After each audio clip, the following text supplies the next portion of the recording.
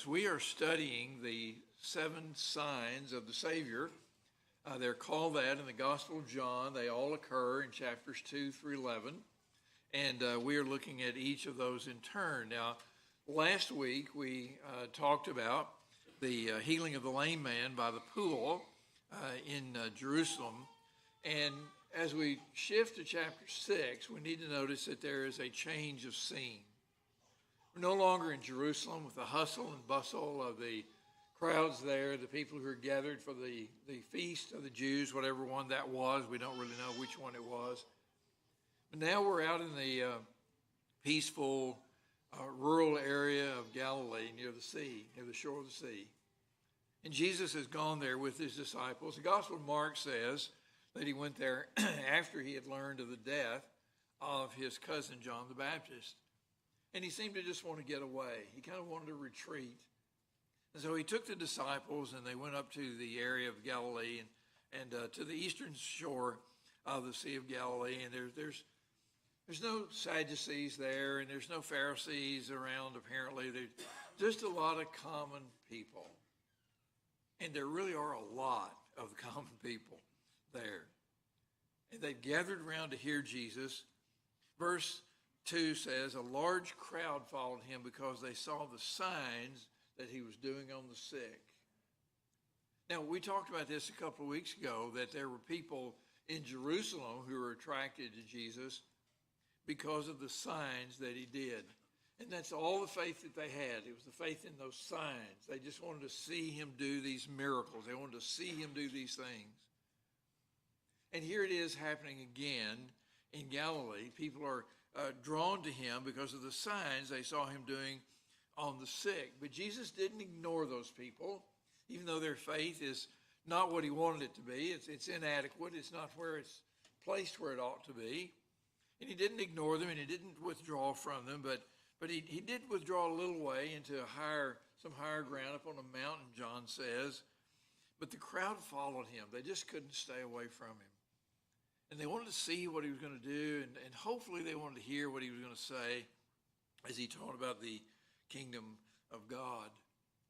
John doesn't say it this way, but Mark 8 says that they were with him all day. The crowds were there all day long. And as the day began to wear on and it got toward evening, it became obvious that feeding all these people was going to be a need and was going to be a problem. How do we feed so many people? Well, the disciples had a very practical suggestion. Send them away. Tell them to go away. Tell them to go into the surrounding villages and get food for themselves. Do whatever they need to do. But Jesus has another idea. He asked them, what do you have?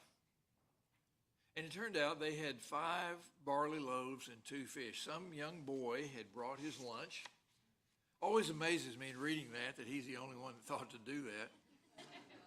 That's a boy for you. But he brought his lunch of 5 barley loaves and 2 fish. And the disciples said, that's it. That's all we've got. And Jesus said to Philip, particularly to him, because he's from that area of Bethsaida, what are we going to do? And Philip says, well, this is all we've got. These 5 barley loaves. Now, when you think about loaves, don't think about, like this. This is a little barley cake. This is 5 loaves and a couple of small fish, not the 5-pounders, like I catch, but small fish that go with the bread. And that's all we've got. And so Jesus takes that meager lunch and he blesses it. He prays over it. And they end up feeding the whole crowd of 5,000 men, not counting the women and the children. And the miracle was so impressive and so significant that it's recorded in Matthew, Mark, Luke, and John. The only miracle performed by Jesus that's recorded in all 4 of the Gospels. The only one. We're going to talk about that in just a few minutes. I want us to think about this particular sign and its significance by asking 4 questions. Number 1, what really took place? What really happened at the feeding of the 5,000? Well, if you read the account, it's pretty straightforward, isn't it? He took 5 loaves and he took 2 fish and he prayed over them and fed all these people with them. But some folks have decided that they need to reinterpret that. And let me tell you what the feeding of the 5,000 was not. The feeding of the 5,000 is not a parable. Some people read it that way, that here's the way the story really goes, is that there actually was a lot of food among that crowd. That little boy wasn't the only one that thought to bring lunch. Everybody had some food with them, but they didn't want to share it. And once he came forward and said, here, I'll share my lunch, everybody else said, well, here, I'll share mine. And then, this is a parable about what happens when we all share. Isn't that a lovely little story? It's nonsense in light of the text, but it makes a lovely little story. And that's the way a lot of people want to read it, because they don't believe in miracles.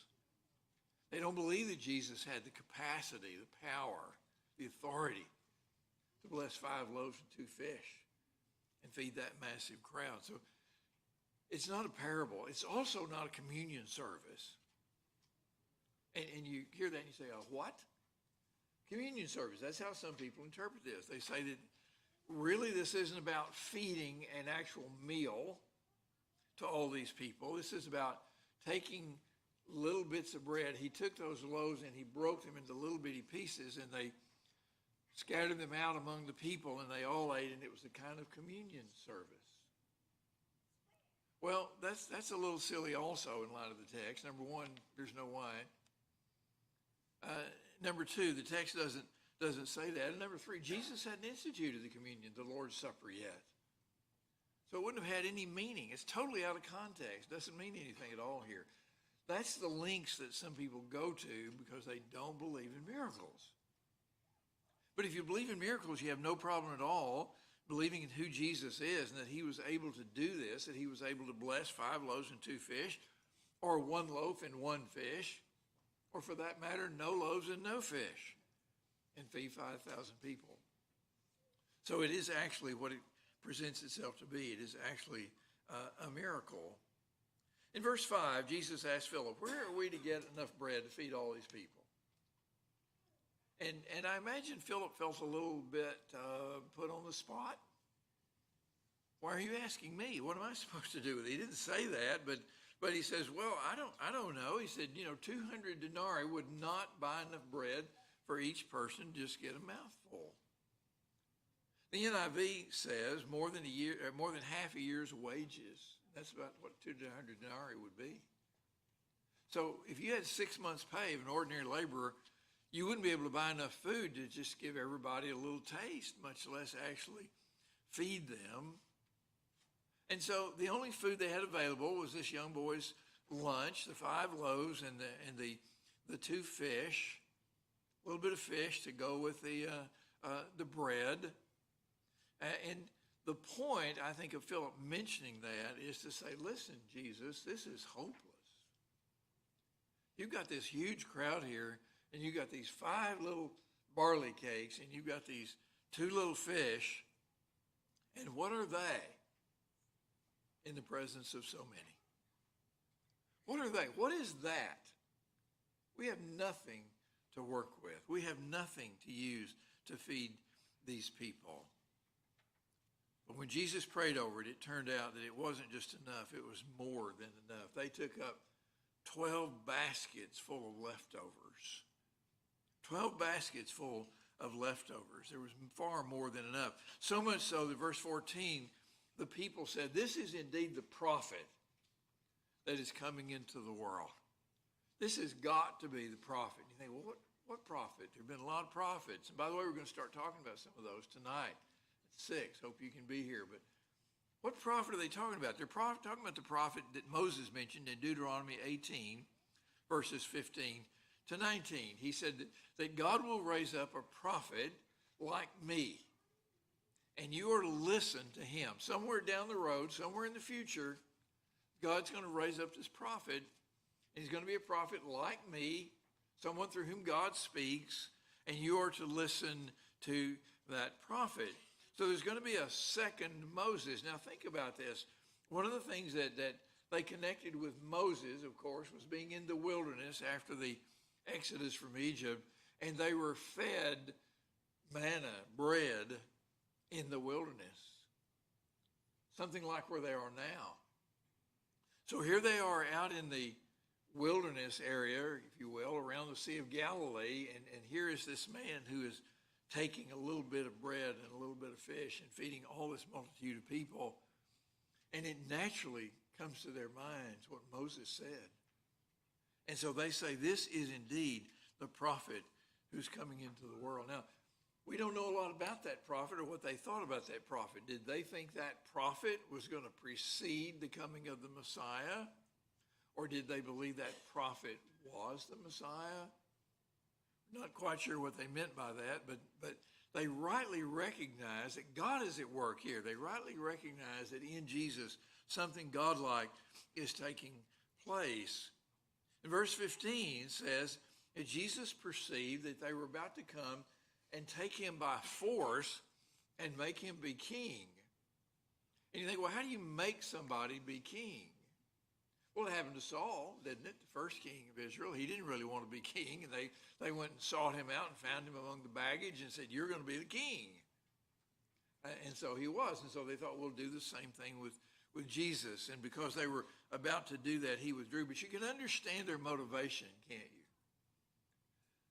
Who better to have as your king than somebody who can feed the people with practically nothing?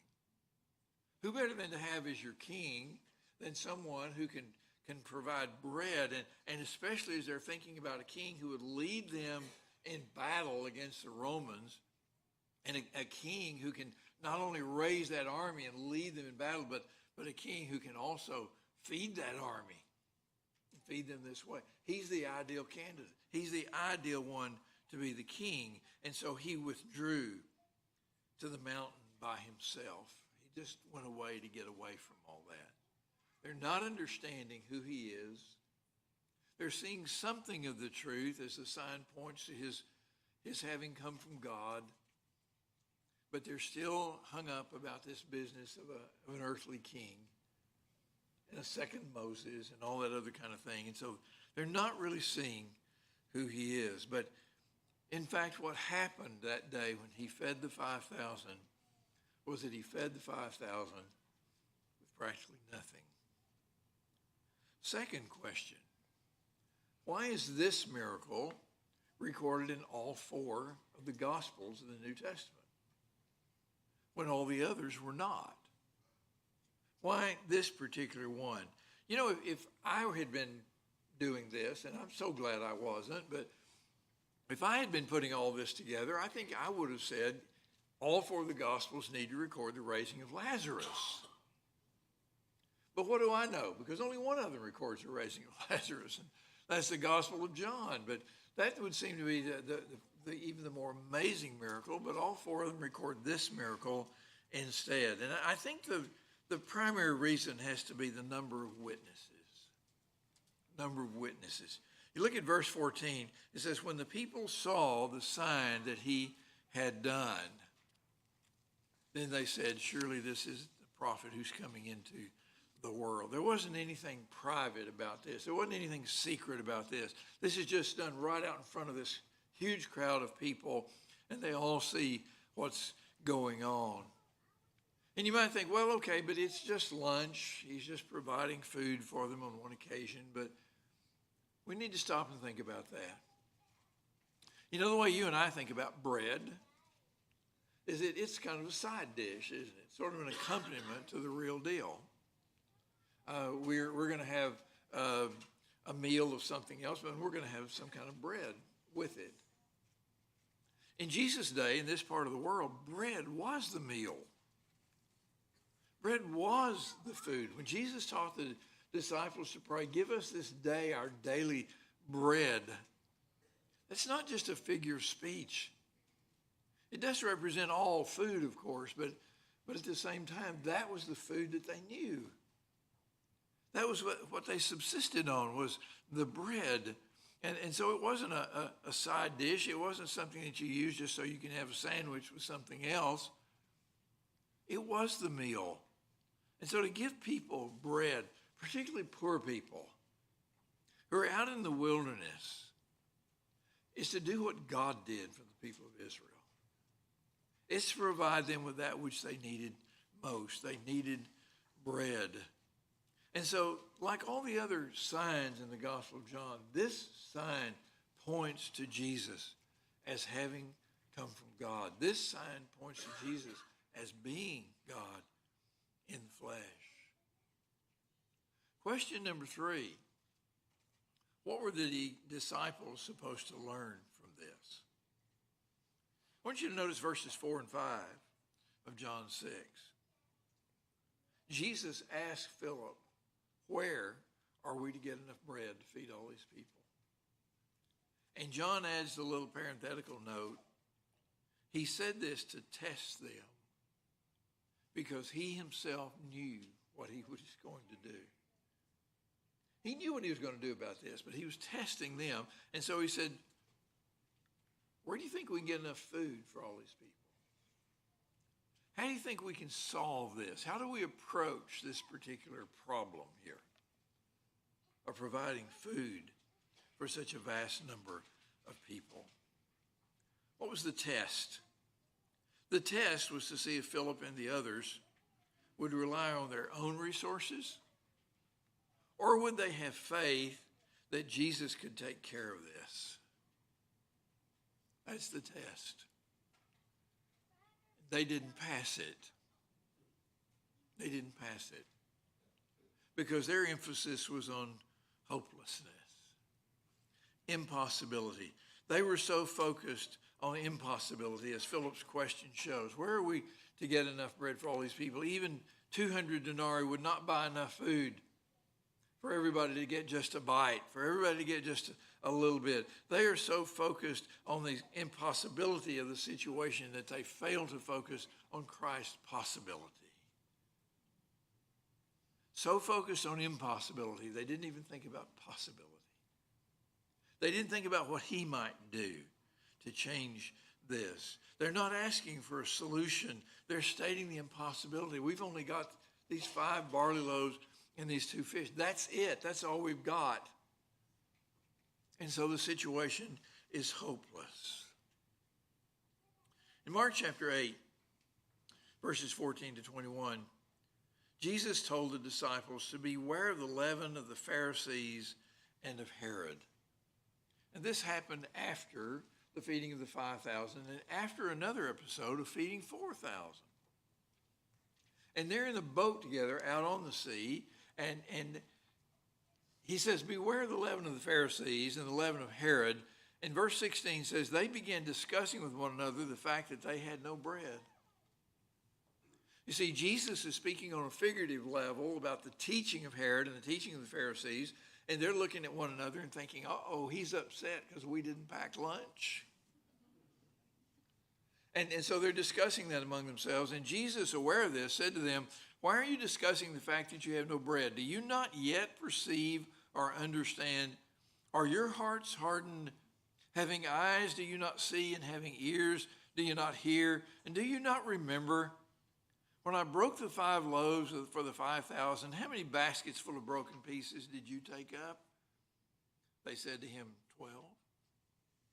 And the 7 for the 4,000, how many baskets full of broken pieces did you take up? And they said to him, 7. And he said to them, do you not yet understand? And the truth is, they didn't. They didn't understand. They didn't get it. They didn't have eyes to see and ears to hear. All of that just went over their heads. He says, what about the leftovers? Don't you get it? Don't you see? And what's the point? The point is, if Jesus is from God and God in the flesh, there's always more than enough of whatever they need. And there always will be. It is never a problem of simply an issue of simply of supply and demand. There's always going to be enough supply. There's always going to be more than enough. They had not learned what Paul later said, I can do all things through him who strengthens me. Philippians 4, verse 13. They had not yet learned that lesson. I can do all things through him who strengthens me. But that was a lesson they were going to need. They were going to need it badly. Just think about it. You've got just 12 men, and they're sent out to proclaim the message of Christ crucified and risen from the dead to the whole world. They're sent out to tell the whole world about this. And these are not wealthy, powerful, influential men. These are not people of worldly influence. These are not people who can strategize and say, well, we'll pull this resource and that resource, and we'll pull all that together, and we'll conquer this issue or this problem. We'll get this message out. Some way we'll do it. We'll use AI. We'll do whatever we got to do. These are just ordinary men, and they're going to need this lesson. And on those occasions when they find themselves totally without resources, totally without anything that seems that it would help them, that they always have that one great resource, and that's Jesus himself. Remember that when he sent them out after his resurrection, he told them to go and make disciples of all the nations. And he said, and I am with you always, even until the close of the age. It's always going to be possible. You're always going to have what you need. You're always going to be able to do it. That's what they were supposed to learn. Question number 4. What are we supposed to learn?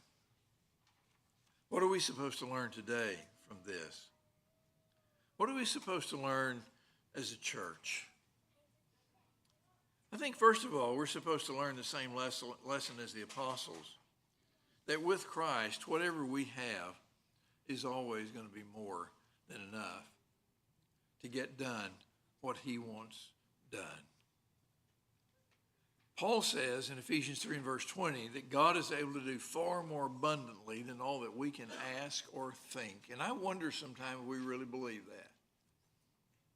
I wonder sometimes if we really believe what Paul said, that God can do far more abundantly than all that we can ask or think. We cannot come up with a need or a problem that needs to be solved or an obstacle that needs to be overcome that he cannot more than overcome. We cannot even think of such a thing. We cannot even conceive of something that he cannot provide what we need.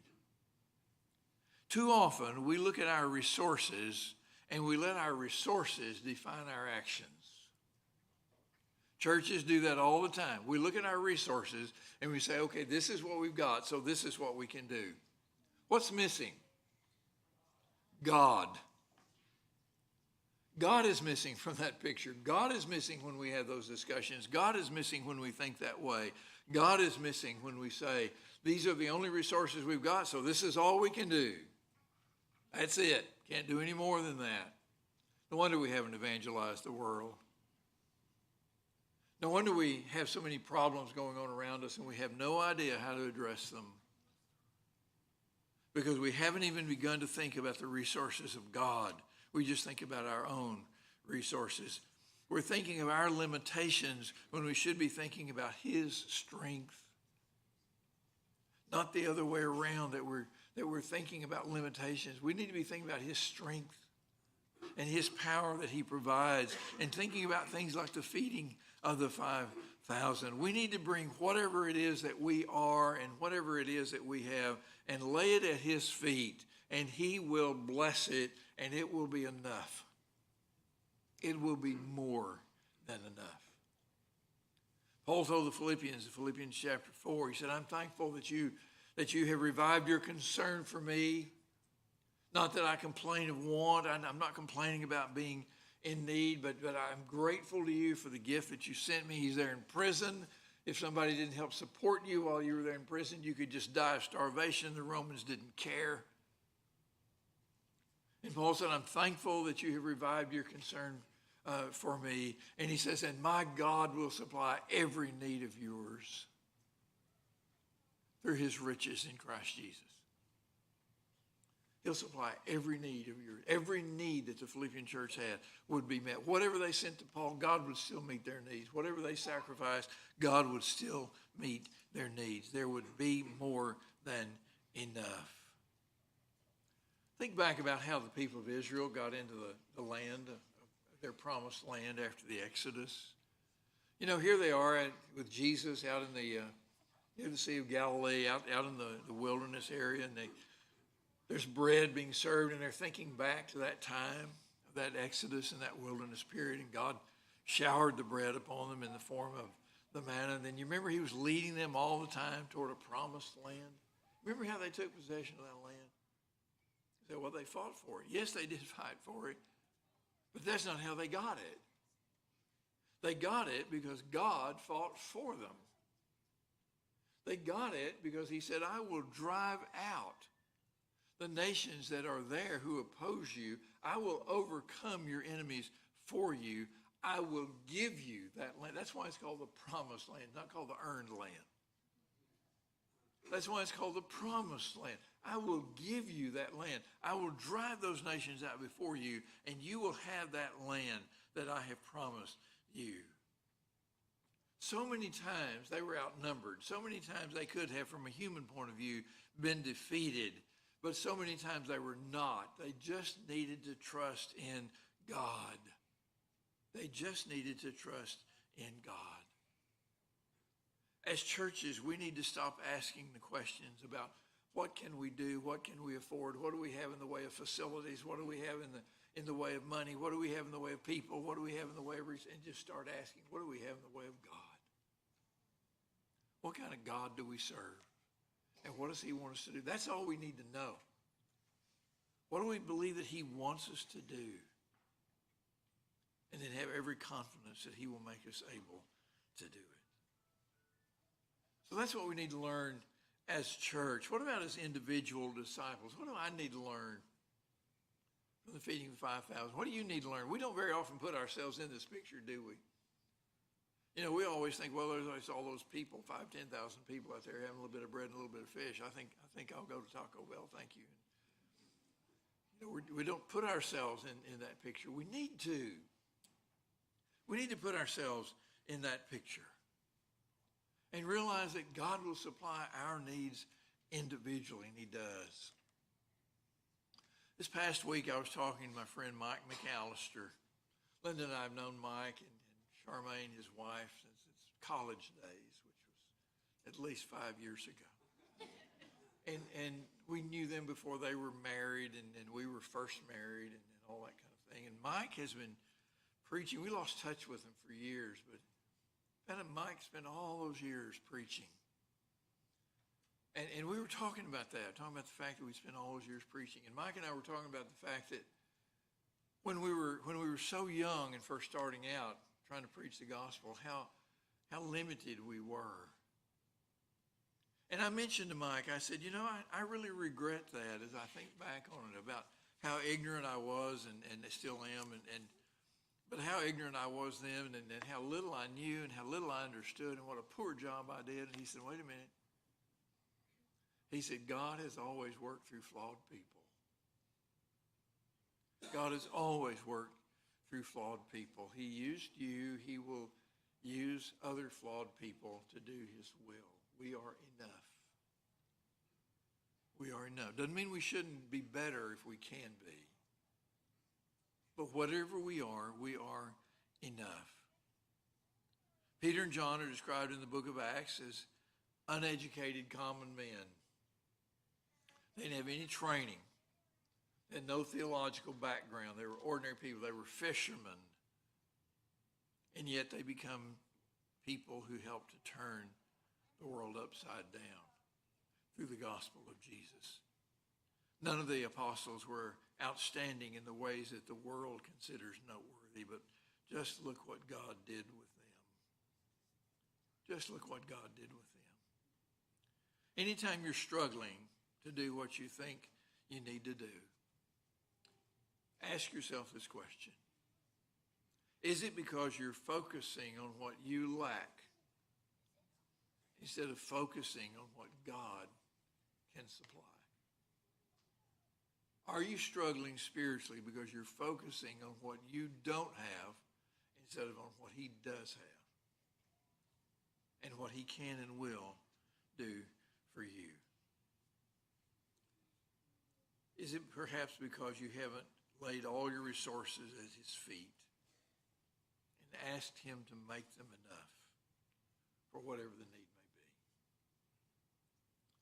be? Here's the bigger question. Have you laid your life at his feet and asked for his blessing? Have you laid that life before him and said, Lord, this is my 5 loaves and my 2 fish. Please do with it whatever you choose. Please bless it in whatever way you choose to bless it. Please use it as you would choose to use it. Why would we choose to live a 5-loaf, 2-fish life when in reality we can be blessed by Jesus and become whatever he wants? But it all depends on laying our lives before him. Don't keep living the 5-loaf, 2-fish life. Live that blessed life. Come to Christ today if you haven't yet. Confess him and be baptized into him. Live for him. Lay everything out before him and say, Lord, just take it and use it. Make me what you want me to be. And it will be more than enough. Let's stand together and sing. My Jesus,